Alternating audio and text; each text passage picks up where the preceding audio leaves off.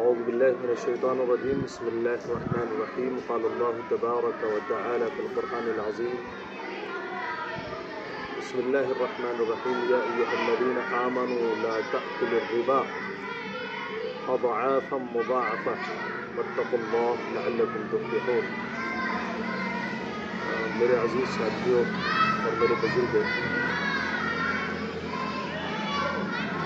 ابھی کل کے دن مجھ سے ایک سوال پوچھا گیا، ایک مسئلہ پوچھا گیا، اور اس مسئلے کا جواب میں نے سوچا کہ کیوں نہ ریکارڈ کرا دیا جائے۔ مسئلہ یہ تھا کہ سائل یہ پوچھتا ہے کہ بینک سے لون لے کر کے عمرے پر جانا کیسا ہے، آیا جائز ہے یا نہیں؟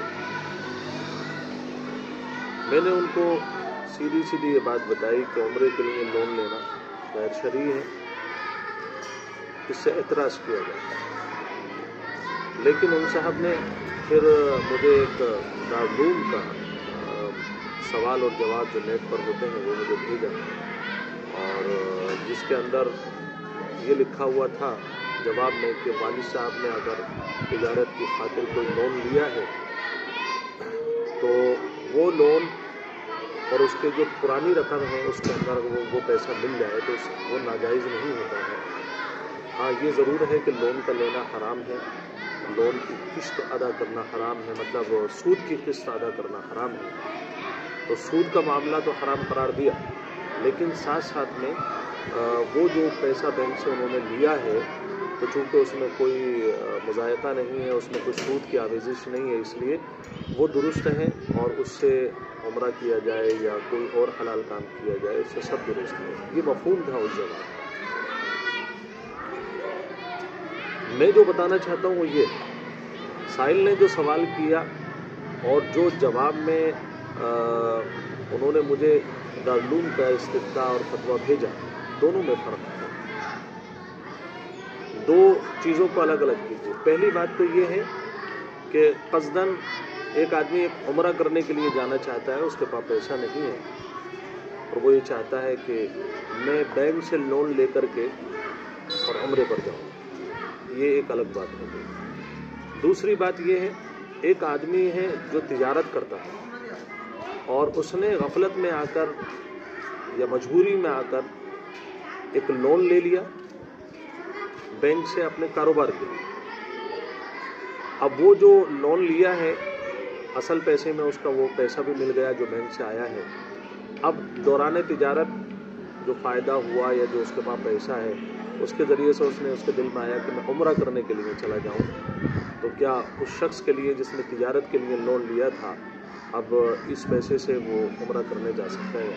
تو دو الگ الگ باتیں ہیں۔ خاص عمرے کے لیے یا حج کے لیے یا کوئی دینی کام کے لیے بینک سے سودی قرض لینا ایک الگ بات ہو گئی، اور تجارت کے لیے سودی قرض لیا پھر دوران تجارت وہ کوئی نیک کام کرنا چاہتا ہے اور یا عمرے پر جانا چاہتا ہے تو یہ ایک الگ بات ہے۔ تو دونوں کا جو دیکھیے، پہلی بات تو آپ یہ سمجھیں یہ امت کو پتہ نہیں کیا ہو گیا ہے، اور ہم ہر چیز میں سہولت تلاش کرتے ہیں۔ ہمارے اندر کیا اللہ کی محبت اب باقی نہیں رہی؟ کیا قرآن سے محبت نہیں ہے ہمیں کہ جو مسئلے مجبوری کے درجے میں شریعت نے کہیں جائز قرار دیے ہیں ہم اس کو جو ہے سہولت کے دنوں میں بھی اس کو استعمال کرنا چاہتے ہیں، بغیر مجبوری کے بھی ہم اس کا فائدہ اٹھانا چاہتے ہیں۔ قرآن کریم میں ہم نے سود کے متعلق اگر ہم سرچ کرتے ہیں تو اللہ فرماتا ہے یا ایھا الذین آمنوا لا تأکلوا الربا، کہ ایمان والو سود مت کھاؤ،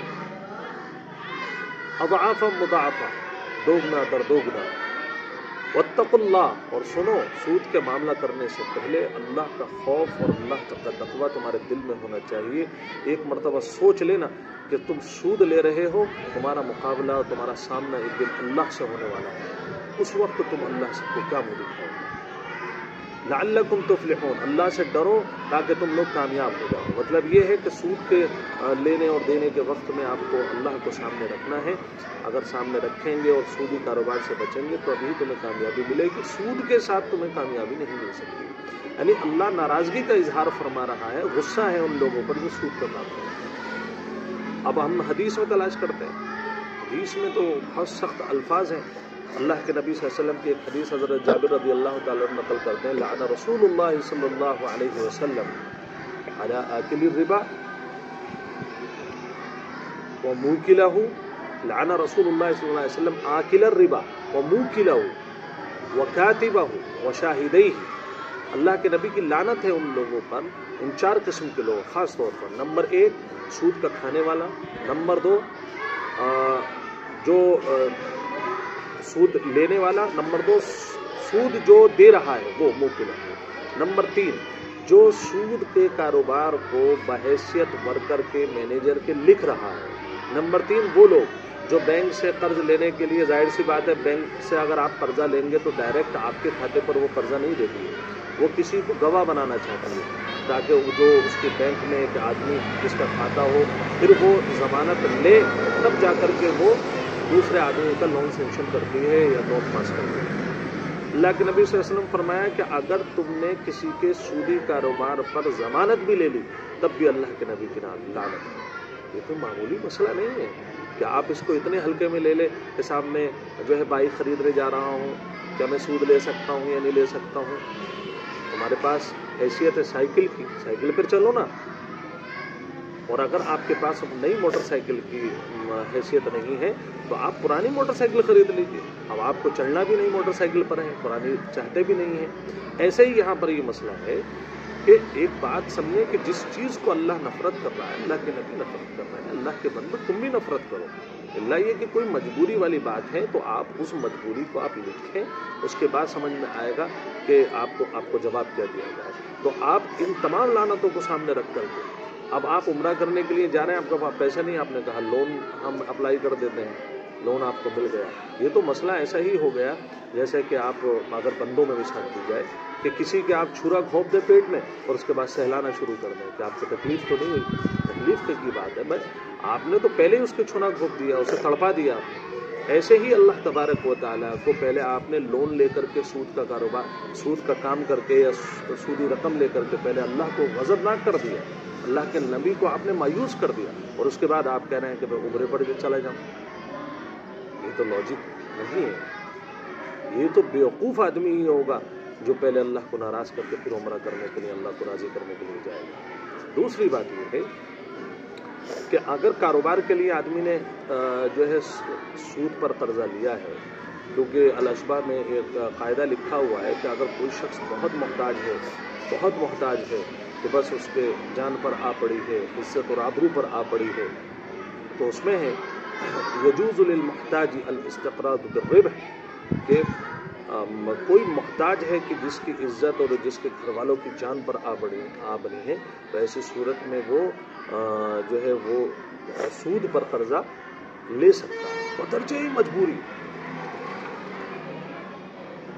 ایسا نہیں ہے کہ ایسے ہی آپ کوئی بھی ہمیں کاروبار بڑھانا ہے تو ہم نے جو ہے لون سینکشن کرا لیا، ہمیں نئی پرانی بائک پہ دل نہیں چاہ رہا تو نئی بائک کے لیے ہم نے جو ہے لون سینکشن کرا لیا. یہ درست نہیں ہے. بدرجہ مجبوری جان پر آ پڑی، عزت اور آبرو پر آ پڑی، خاندان پر آ پڑی جب جا کر کے، اور اس میں بھی تقوی کا اعلیٰ معیار یہ ہے کہ اللہ کو ناراض نہ کرے، اپنا کاروبار تباہ ہو رہا ہے تو ہونے دے. لیکن اگر اتنا اعلیٰ درجے کا تقوی نہیں ہے تو مجبوری میں یہ کام، اور وہ مجبوری آپ کو اپنے محلے کے، اپنے شہر کے مفتی صاحب کو لکھ کر دینی پڑے گی. ایسا نہیں ہے جس کو آپ مجبوری سمجھ رہے ہیں وہ مجبوری ہی ہو، محتاجگی ہی ہو. وہ شریعت کی نظر میں آپ کے جو شہر کے مفتی صاحب ہیں وہ آپ کی مجبوری کو سمجھیں گے، اس کے بعد بتائیں گے یہ شرعی مجبوری ہے بھی یا نہیں ہے.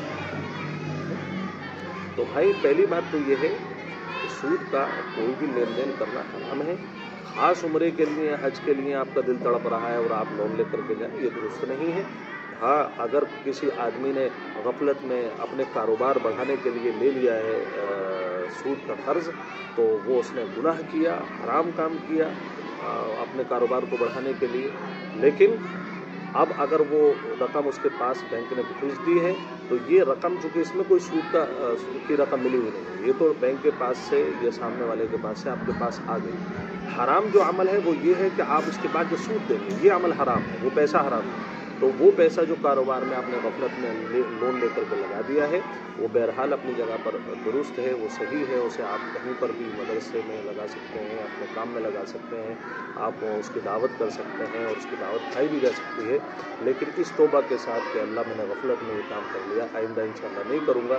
और इस दौरान अगर आपको तिजारत के पैसे से उम्रे पर जाना है तो उलमा ने लिखा है कि पहले कर्जा अदा करे, सूद अदा करे, फिर उसके बाद जो जा करके अपने उम्रा या हज की तरतीब बनाए। ऐसा ना हो कि सूद अभी बाकी है और आप उम्रे पर जो है मज़ा ले रहे हैं, क्योंकि ऐसे लोग तो उम्रे पर जाते हैं तो पिकनिक के लिए जाते हैं, क्योंकि अगर इनके दिल में खौफ खुदा या अल्लाह की मोहब्बत होती तो पहले अल्लाह को नाराज़ करने वाले अमल से तौबा करते, फिर उसके बाद जाते।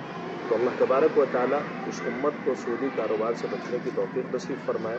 अब अगर कोई आपकी मजबूरी है और आप लोन के सिलसिले में कुछ पूछना चाहते हैं तो अपने शहर के मुफ्ती साहब से पूछें या अपने मसाइल हमारे जो है यूट्यूब चैनल पर भेज दीजिए, तो इंशाअल्लाह कोशिश की जाएगी आपके मसाइल को हल किया जाए। अल्लाह तबारक व तआला इस लानत से हम सबको महफूज फरमाए। आमीन। वाक़िअ दावाना अल्हम्दुलिल्लाह।